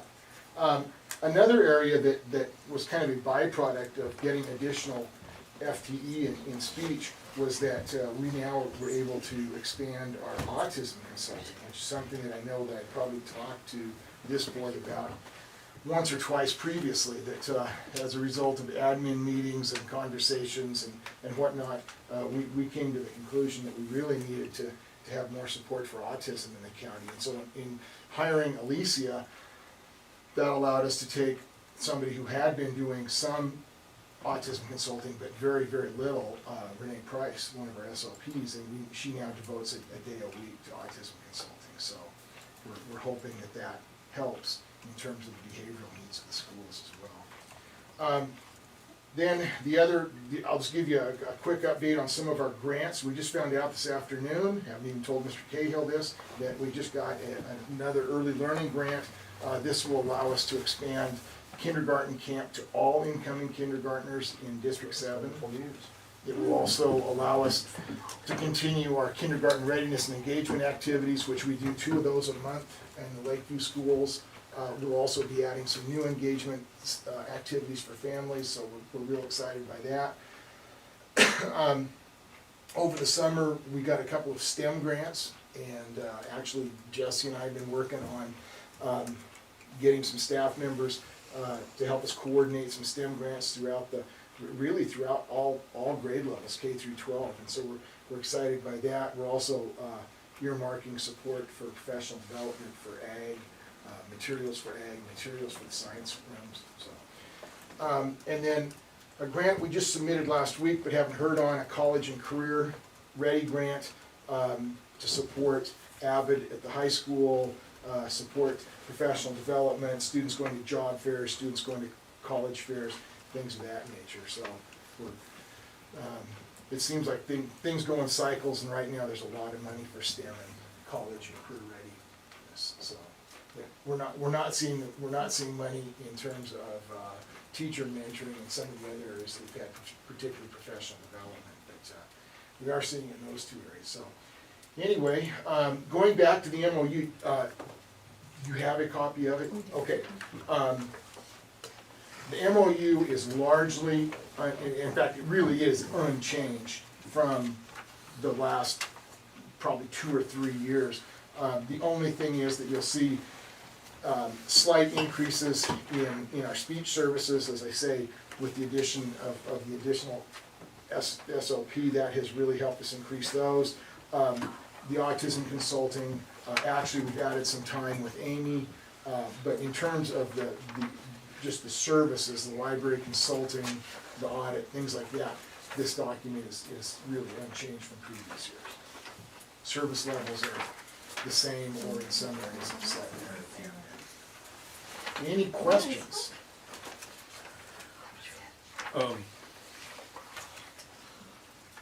Through my day job, I got an email, about, didn't know if you noticed it or that it's out there for seismic rehabilitation grant program, due December 20th. I don't know if we're playing in that arena or not. Well, I'll tell you, let's save that for my agenda item. Okay. I just would share that email if you guys didn't have it, Yeah, but if you have got it. it. Yeah. What are our autism numbers, do you think? You know, most of the time I would look at you with a dumb look, but I was in a meeting today where we were reviewing last year's caseloads. Countywide in Lake County, it's 13 students. But that's actually classified as autistic. Right. Now, what we're looking at in terms of this behavioral support position is a little bit broader range than just autism qualified kids, so. But it continues to go up. Oh, yeah, it is, I mean, it has grown. That's double what it was. 2 or 3 years ago, it was 5 students countywide. And we've seen, in the last 2 years, just an amazing Never increase. have an increase. Yeah. Everywhere, yeah. Actually, the last 2 years, the bulk of the increase has been in North Lake. It hasn't been in Lake. Those numbers have been Yeah. relatively stable. That's good. Do we have any other questions for Mr. Nash? Okay. Thank you. I will leave the 2 formal copies of the MOU with Mr. Cahill. And then, of course, there's an action item, and we need to have a motion. Amy, thank you for coming in. Nice to meet you. Thank you, Amy, thank you, Bob. So, do you have a motion? I move that we approve the MOU with Lake County ESD. Okay, any further discussion? All in favor? Aye. Motion carries. Thank you very much. Okay, 10.2, recommendation to cancel the November 14th regular board It was brought up meeting. at the last meeting, it's a non-student day, it's coming off a 4-day weekend. Lose the administrative team because they're making up the time from the conferences. And I got a poll of the board, 2 board members will not be present that night either. However, we are all working that day, so we are game either way, so I'll leave it to a good decision within the board, decide whether you want to keep the meeting going or if you prefer to cancel. Feel free to carry Yeah. on. Me neither. Yeah. Go for it. We reviewed upcoming business and everything, and we're handling a lot tonight, and there probably isn't anything pertinent or important that can't wait till 128. I think you guys ought to do it. You could make the motion that they have the meeting and I had a second.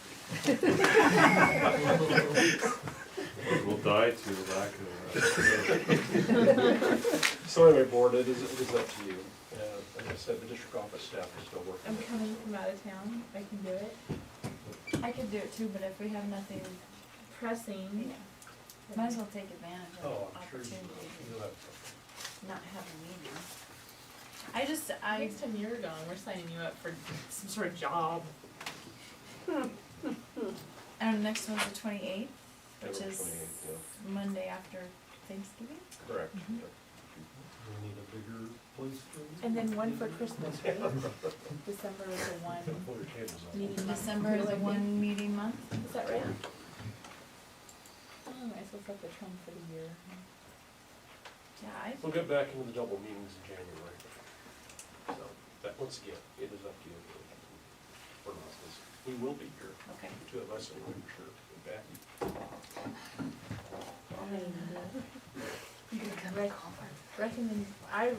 Recommendation to cancel the November 14th, 2016 regular board meeting. Oh, I move to cancel the November 14th, 2016 regular board meeting. Second? All in favor? Aye. Aye. Motion carries. Can you tell me how long? Opposed? Board approval for ASB fall conference trip. Welcome, Ruth Ann, to talk to us about that. So I think in your board packet, there's our little letter that we have it's 2 nights actually. We go to Seaside.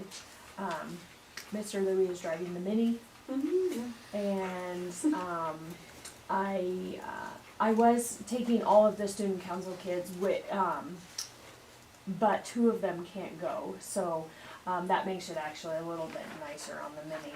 They can pack like 2 more items in their bag. But we, yeah, we leave Saturday morning, and actually we're hoping that we have to stop in in Eugene to get Lily Saban, who will hopefully be running at the state cross country meet. So we hope that we have to go get her on our way to Seaside, and we will stay Saturday and Sunday nights. The conference is Sunday. It starts at like 1, and it gets done the next day at like 11. And so I think are literally the furthest away people that have to go, and so this is kind of how we have to do it. And the kids just love this trip. Lizzie Ramsey went last year, and I say fall conference, and she's like, "What? I'm going right now. Where do I sign? What do I do?" And so everybody's super excited to go. And so we just need board approval. We have an ocean. Has anybody ever went? Oh, they're cracking up. They're staying in a respectable beach house. That's good. Yeah. We've stayed there, I don't know, the last 4 or 5 years. It's a nice place. And it's a little bit removed from where all the other kids are staying, and so I kinda like that. It was a nice beach house before they started staying there.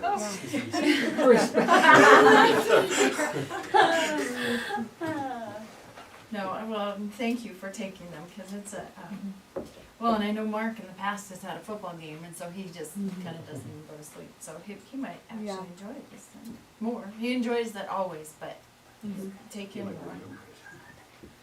So, do I have a motion? I move that we approve the LHSOSAC Fall Conference overnight trip to Seaside. Okay, any other questions or? I know that in the past, we've asked for the kids to come tell us about some of these things, and we haven't heard lately have we heard from anybody lately? Why don't we just go ahead and put them on the report? What was the date again? I'm sorry. It's the 5th through the 7th, We so go at Why don't we go ahead and put a report on November 28th? And that's a fast turnaround, whatever is that's okay, convenient. It's because just- we'll probably be on the agenda to do the ASB report anyway. Okay. So, it's fine. It'd probably be nice if we had an FFA student who came in and gave the national convention report too. Yeah. And I know, and you mentioned it was the fall banquet, it's the fall FFA. Just having, So Thursday. we'll start to throw in there. Oh, can you add those, Patty? Okay, thank you. So they'll have something ready for the banquet, so it should be. But what else did we approve that we asked them to, I know we hear the science, we get the science stuff, but we haven't heard from 6th grade culture. Of course, that's right at the end of the year, so it's kind of tough. Didn't hear from Dusty, did we? On that trip plan? No, why was that? 'Cause It's the end of the year too, I think. it was April, we had a hard time getting the board together. Could be, we weren't, We maybe. do a better job of getting these reports out.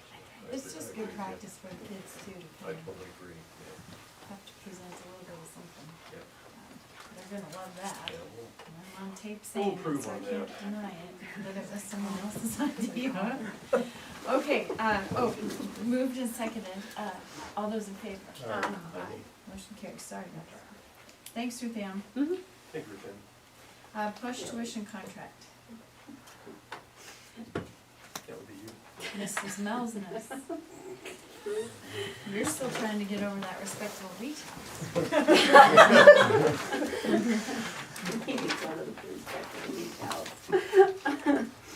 Oh dear, okay, so Plush, I'll take this one at a time. So we're still working off of last year's, not 15, 16, 14, 15,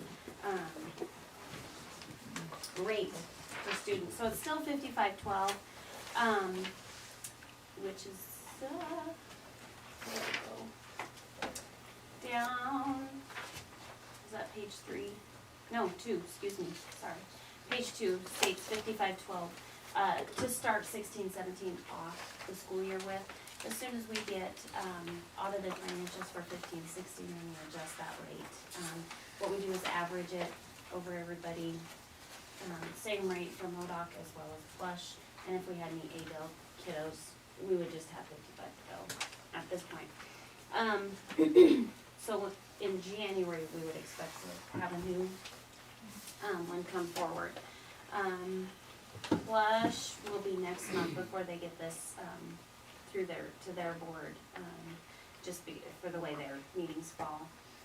And then we've got 5 kiddos from Flush this year. We have 0 kids from Adel.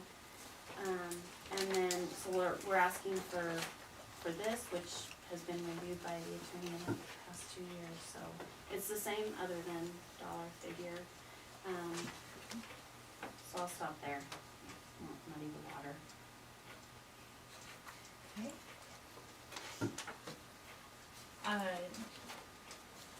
Is this an action item you need us Yes, to? it is. Yes, Okay. please. I'll move that we approve the Flush tuition contract for 16-17. I'll second. Any further discussion or questions? All in favor? Aye. Motion carries. Okay. Facilities assessment grant. No. Jump Let's back go up to to MODOC. MODOC. No, Tuition contract. 10.5. Sorry. So we've got a separate one for Oh, MODOC, sorry. and there's actually 2 there. Lakeview kiddos to MODOC and MODOC kiddos to Lakeview. So, that one is twofold. So, we trade back and forth with the kids. Again, this is 5512 on our end for them. For the MODOC kids coming to Lakeview, and then we've got the state line kiddos, for MODOC, which they sent me their contract as well, which reads pretty close to the same, only their tuition fee is $56.67 right now. Is So it got tax or something? Yeah, you know. Pretty sure So I it's need, an on assessment both grant. of those, I need a approval. California supplies for kids to paper, pencils, and things. I don't know. How many kids we got involved in that one? So MODOC, I have, I only have one going to MODOC, The majority of them are coming here. and the majority of them are coming here, but we were flip-flopped last year. Yeah. They had a majority, and we only had a couple. This year, I think we are at, 5, I think. I think there's 5 there Yeah. also. We found one that we missed. Yeah. Fact. Jen and I meet with the superintendent and business manager every year, and we sit down and we talk about kids and residency and confirm the agreement up. And we went down there about 2-3 weeks ago and met with them, I think. It was just 2 weeks 2 ago. weeks ago, yeah. Time flies. Okay. They're very good to work with. I appreciate the good work that We try to keep it collaborating even with us on this. between, you know, the acceptance and that sort of thing, but sometimes it just doesn't work out. Okay. Do you have a motion? I'll move that we approve both NJUSD tuition contracts for Lakeview to MODOC and MODOC to Lakeview Second. for 16-17. Well Second. stated. Any further questions, comments, discussion, all in favor? Aye. Motion carries. Okay, now, see, I checked it off. Follow her. Well, I tried not to muddy the water, but Maybe that's what I saw. I saw the M, heard muddy. makes sense at Keep going. 8:30. Okay, Mr. Cahill. Facilities assessment. As discussed, we've been, over the course of the year, we've been talking a lot about Senate Bill 540 and the matching bonds for schools and things like that. And the recommendation, and I'm, without repeating myself again, was to get out and get this facilities assessment grant. Well, we're very fortunate to apply for it, and we got it. This is what it entails. It's a 6-month period, needs to occur within that time, and I have to fill out a sheet and return it to ODE as far as what our facilities are and some sort of you know, an estimated budget. And, basically what they do is send professional contractors down to assess our facilities,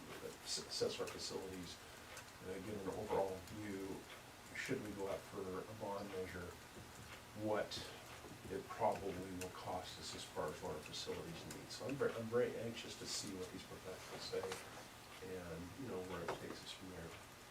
What's So I the thought, time- go ahead. timeframe? 6 months from the day of the issue of the grant. So, and, you know, right now, probably March, April, right in there in April. Will they give us I'm sorry. Oh, just hopefully snow doesn't impact our, getting professionals here with those bids. Yeah. Will they end up giving us a assessment that's kind of an à la carte? Yeah, a Mhm. full professional assessment. My next duty is just to list all the buildings, square footage and everything, which I will send back to them, so. This says cover 3 to 4 buildings. Mhm. Do we just go ahead and send them everything? Well, when I applied for the grant, I sent them the list of buildings So in they advance, and know. I have to reiterate that with them again, so. Okay. And it won't be bids per se, it'll be an assessment of high priority, lower Maintenance priority on the list. Will And they, then we would pull from that, to facilitate going forward to a bond, is how that will work. they itemize the money, like when they prioritize, do they say it's gonna cost this? They're gonna go through the buildings and say, look at, for instance, look at this building, not that this would be on the agenda, but, you know, but if they were to look at this building, they would tell us, okay, probably siding, maybe a new roof, and then Heating they and would. cooling. Maybe heat would be good. Cooling. So they'll assess it that way as far as, and then make it a, you know, what is the most priority to that building? And then itemize it out for us as far as Okay. what's a higher priority, what's in dire need, what's would Top be. 10? Yeah, maybe Something. not so much. So take a look at the roofs. And then that way that narrows us down for a bond, cause when we go after that bond, we need to be very specific as to what it is we want to go forward with. Or Do we- for us to prioritize our own money too. Exactly. Yeah. Mhm.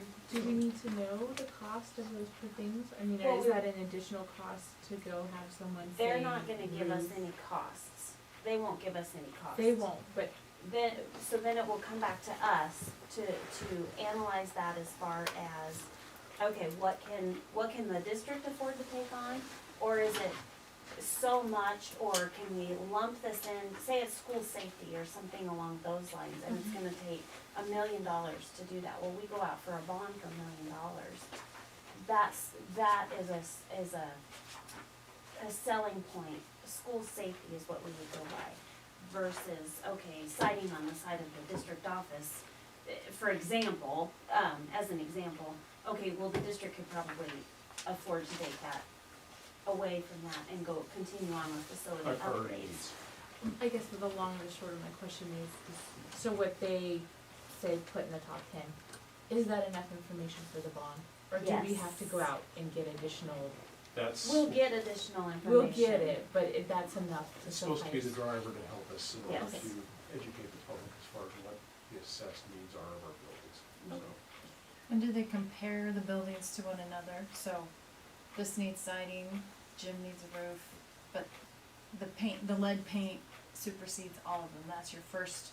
I think safety Right. considerations rise to the top. Safety considerations would rise to the very, very top. But I mean, they compare the needs of each building to each other for us as the owner of all the buildings. So they're not gonna tell us it's going to be a property as a whole, not each building. Cause that would be something we probably need to know, which is priority 1 as a property. And they'll look at it in that aspect. I can't remember, but was this part of, to qualify for their, the funds that were set aside in that Senate bill, we had to get this, correct? Right. So we had to get That's this the first first, step, yeah. do this, and then our bond has to fail a few times, and then we can put in for the lottery to maybe get some money. Right. Right. But you could also put in for a matching bond dollar too. So there's several opportunities Right. within that. But we had to do Senate bill. this first. You Yeah. have to do this, but the beauty of this is they've got certified assessors That's what I also that are wondered. contracted Show with up the and do state. it, yeah. So it's somebody that's probably never even laid eyes on Lake Oregon. Oh, and they pick that person for us. Yes. Well, they'll provide us a list, Okay. and then we can go out and we can essentially pick which one we want. Good. Okay. That's helpful. So a couple things I wanna add to this. Anytime we can get a third-party assessment of our district or facilities, I think is a benefit. Two, I wanna clarify that if and only if we ever decide that we need a bond or want to go after a bond. Exactly. There's a lot of bond talk, and I just wanna clarify that. Right. We are We're not. not there. We are far from a bond. But a bit of Far from groundwork it. you gotta lay, and this is kind of the first step in that groundwork. The second part of the groundwork, should we decide to go that route, is a very huge education and PR campaign. Should we decide to go for a bond, under the guidance of Senate Bill 540. Right. And the third thing? That was, That was it? did I Just say two? 3? I don't know, it was like. But I think this is a good groundwork also, It's getting us off the ground. because there's a lot of history here that, and we've got a lot of new people here, so I think this helps us We gotcha. Thank you. What is really truly, you know, a dire need at this point, or versus, we can put our worries aside, you know. Right. You know, such as, I mean, the paint union, yes, it needs to be repainted, but the lead level is not as high as initially reported to you. And we don't know, yeah. So there's a little bit of leniency there that, while the paint is chipping off and yes, we need to repaint, the lead piece of that, I just wanted to bring that up, is not as high as we had initially been told. Oh, you're telling us that now for sure? Yes. That's We not had a guy- what we'll find out. We had a gentleman come We in. Oh. we had somebody come in and do some training for us, annual training that is asbestos lead paint. Oh. And we brought And shifts we in for him to look at. Retested it, and he said it's not as high as we had initially. Oh, good. So that was actually good news, even though there still needs to be repaired. I mean, Right. Yeah, it's obviously, gotta get but, done. Speaking of lead, Okay. are we on a follow-up lead testing at some point? Oh, yeah. When Yeah, is that it- date? it's, I'm just curious. I'm just I curious. don't know. Don't know. It's the we next time have you're a testing. while, before we have to retest. And we took in all of our, safety precautions in order to, you know, shut down anything that was too high. And I think you guys got a new fountain over at high school. Yeah, we have replaced some fountains. I just wasn't sure if we had to retest the fountains that went in, or you know they're good. Once the fountain's in, we're good. Yeah, we'll retest again, we'll have a 6 to 12 month. Okay, so we don't have to retest after implementing new fountains. Okay. Any further discussion? Well, we're in that topic, before we go to the motion, Barry asked about seismic. We put in for seismic last year. Currently, the buildings that have been done under the seismic are Lakeview High School and main building DMS and Fremont. A year ago, we put in for seismic on the south end of DMS, the 6th grade wing, the band room, and the gym, and we did not receive that.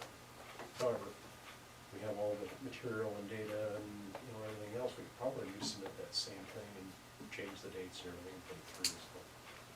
Anyway, Yeah, I didn't. the other thing I might eventually put in for too, in these grants, there's a 5-year facilities planning grant. And I think I'd like to put in for that eventually too, and, you know, that would, we're trying to move to strategic planning, and it would be nice to have assistance on a 5-year facilities planning grant. But I need to learn more about it before I jump into it.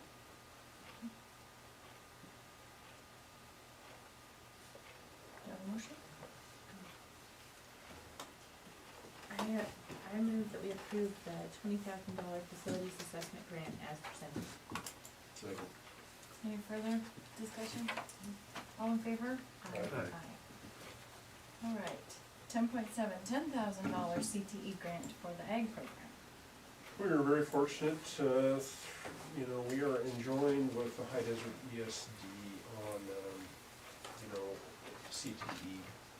Brooke Rich is our CTE coordinator, she used to be an ag teacher, and, there's a lot of dollars been rolling out as far as CTE goes. And I was very unfortunate we didn't get the CTE revitalization grant last year.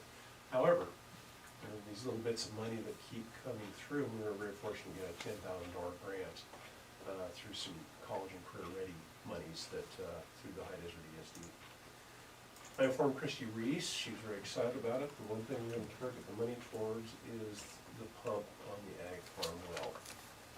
And, we're working on that now, but, anyway, we're very happy to get that as a starting sum of money to get us going on that, so. Anyway, we'll keep begging for more, from High Desert ESD. There should be another round of grants coming out, and hopefully we'll get another chunk of change. Okay. Any restrictions on how it's used? We specifically checked on this specific item, and it is very allowable. Now, if it's a major capital improvement, like, you know, redecorating the ag shop or something like that, that's no. But, you know, where it's the pump for the well, that we checked with Book Fish, that is acceptable. Good. Just need to find a little more money. Okay, do I have a motion? I move that we approve the 10,000 CTE grant as presented. Second. Any further questions or comments? All in favor? Aye. 10.8, Title III Director, stipend recommendations. Well, basically, Title III is the ELL grant, and Susan Albertson and now Amy Quinlan were replacing Jake Glassman last year. They have quite a bit of work to do in this every year. They have to look at the services being provided to the Title III kids, the ELLs, where they're at as far as, Jesse, what's the technical term on the rating system?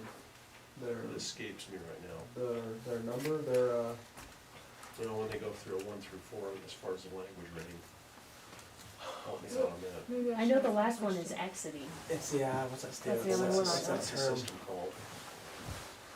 I'm just curious about the pay scale. I thought we had maybe stipend more last year, and This- so. Well, This- you do have a little How bit of does a that problem in there because one says 625 and the other one also says 625, but it should actually be 1875 and Amy Quinlan should be at 625 to fulfill your 2,500. Oh, okay, and so the breakdown is one has more experience than the other. Susan has more of it, more Okay. numbers, and then I don't think Amy is as involved. I think Jay was at 15, and so I thought, we have all these Jay different was less, prices, how do Jay we? was less last year. Okay, He I was. just wanted to check in with, Yeah, so actually when you guys do that, your memo says 625 on both. One of them should say 1875, which I have right here. Oh, and okay, am I missing something? Is that the exact same memo? I think it It might is be. accepted, got duplicated. it didn't, the math didn't add up. The and math I was doesn't like, add up, but and it's it's the noticed same it as too. last year, and I thought, ah. So one's requesting Amy and one's requesting Susan? Correct. Okay, And- so we and- probably need to get this right, money and names. And I've got your I've got correct one right here. Okay. If you want it's me in to our print it, packet? I can. I think. It's in- I can find out. That was my only question. I mean, Or do you have it? In the packet, it's not, just to clarify. so it's a good thing we pulled it out of. Yeah, see, that was a good question. Made some issues with memos, which I we will just clean think up for this next just time. doesn't add up. And we're charging everybody different amounts. I don't understand. I didn't catch it earlier. It really includes. I didn't personal catch it experience. earlier when we did the deal, but then But they- when I I wasn't just sure, now, yeah, if there was a set They amount, like certainly, this is they the certainly stipend. earned their And then pay, why that's isn't what this they- person getting the stipend and how Yeah. does it equal 2,500? Yeah, when we're at six Susan something and- Susan Albertson just does a masterful job, and she's one of the heart and soul of the ELL as far as the reporting and, working with those kids, assessing who they are as far as the language, piece. I'm happy with it. You gotta sit I down just- and remember tomorrow morning what this is called. Yeah. Bonnie? I don't know, I know, Yeah. I've seen it. And take the Woodcock nose test, Mhm. and a lot of the ratings as far as the language comes from the Woodcock nose test. So, there you have it, put that out. Okay, does this one say Amy's amount? So, Amy's is on your screen for the 625. Oh, but she put Amy in there also. So this That's why one, it's so confusing. So they'll be like two separate ones? There's Yeah. two separate, the total 2,500. Susan Albertson is at Do we 1875. have to make separate recommendations now, or, No, You I have two memos. or we good? You could probably do it either way, but you'll have to do it as amended, with that new memo. Or, not really a new memo, but. Do I think you do it, I'll second it. I think you can do it in one motion. I move that we approve Susan Albertson and Amy Quinlan for a stipend for the Title III as presented. should we include the amounts there? Because there's two different amounts. For One. 1875 and 625 respectively. I'll Thank second. Okay, any further questions? All in favor? Aye. Okay. Consent agenda. I move that we approve the consent agenda as presented. All in favor? Aye. Announcements. Yes, tomorrow, I'm very pleased that so many of you are going to the OSBA Big Fall Regional. Dinner will be served and we'll have the expedition and we'll leave from here at 5 o'clock tomorrow night. So, 5 o'clock? yeah, 5 o'clock from the Rocks and the expedition. Who's going? I'm going. Jim Green and I believe Morgan Allen is over at COSA now, but another legislative assistant will be as Jim Green tomorrow night. And I'm sure the main topics of conversation without a doubt would be Measure 97, 98, and 99. I think there'll be quite an earful on all three of those, I would bet. So they may talk some on candidates as well, so anyway. I think we're all going but Pete. I guess you can. Oh, yeah. We should have assistant He coaches just there, would you? planned it this You morning. get your priorities straight this It's good food, you're missing out. Well, it does have the priorities straight. When I got those cookies that you haven't consumed yet, which you need to. His colleague up at Subway mentioned something that chose this meeting over the sale committee meeting. So my hat's off to you, Mr. Shrew. Yes, I felt bad that this will end tomorrow. OSBA State Convention. Mr. Schulenberger and I will be attending that. We look forward to bringing you back information on that in the November 28th meeting. So, Okay. I got another announcement. Yes. Yeah, it wasn't in the elementary notes, but I believe this weekend, the 29th, is the carnival thank you. Oh, yes. out at Five Union to 9. on Saturday the 29th. Thank you. 5 to 9.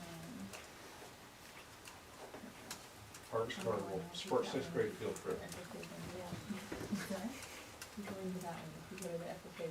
Pete and I are both at the FFA banquet. Great, I got the carnival Okay. covered. I'll be cooking, so I would At the carnival? eat. Oh, Don't even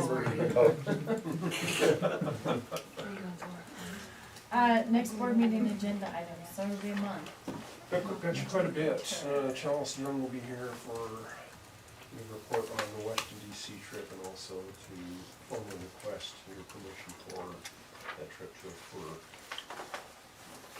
I'm gonna have a very lengthy work session. Well, I think we can probably start at 6, and part of the work session will be the topic of school safety. In addition, the results of the superintendent's advisory committee and the goals. And if we have time, I'd like to go ahead and start leading us into the board self-evaluation. So that will prioritize the school safety and also with the superintendent's advisory committee. Reports, we've already discussed that we're gonna have an FFA report on there related to the National Convention. We'll have the ASB report on their seaside trip. And Mr. Schulenberger and I will report on the OSBA convention. And then the last meeting that you canceled to accommodate me was the Title IX meeting, related to civil rights and everything else. I'll give you a short report on that as well, as far as what I've learned at that event. So, I kinda think that's it. You two have anything to say? 3, 4, Lonnie? I just remembered something, I had left. On the calendar, there was a meeting on a Saturday for a Florida trip, or what was that? That's what Charles is gonna be here for on the 28th. Oh, I thought that was Washington DC. No, They're going Washington DC, I Florida? believe, already been approved. Oh, okay. She That's, wants- that's what I got in the email, was Washington DC, so, Email, what email? on the last email I got in regard to this presentation. No, I think the Washington DC, we talked about this, Washington DC's been approved, I believe. This is to talk to you about another one the next year. She's, yeah, over spring break, in Florida. You're in, huh? That will not be a Jesse, respectful is this, Avid Week in Boise? Maybe, yeah, it You is. just take We're what you leaving- can. We got a crew leaving Wednesday after school.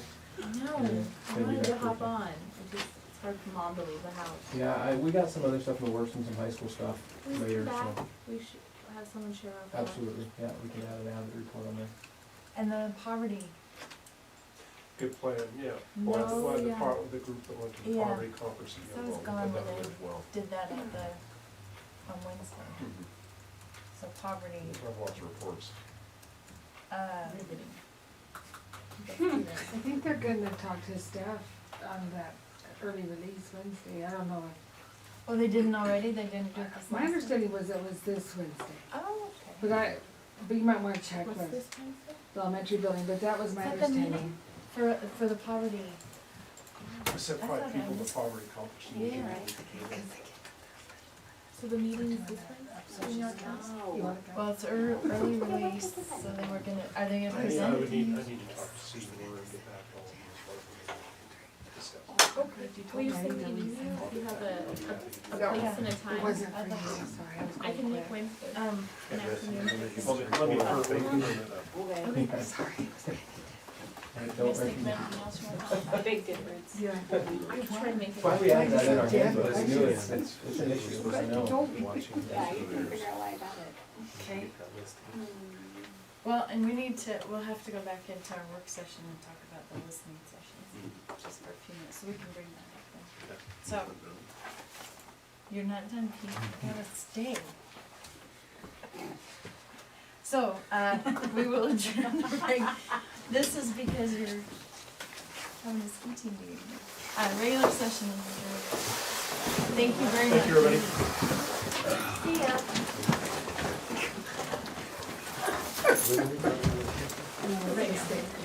Yes. In work session. How long they doing it? Yeah. I learned the You don't have to sit down all day. No one fun. Pass those, told you, pass those cookies around. I don't know if you got this. Yeah, I did get it, yeah. Keep it up, though. That chair's gonna take you out.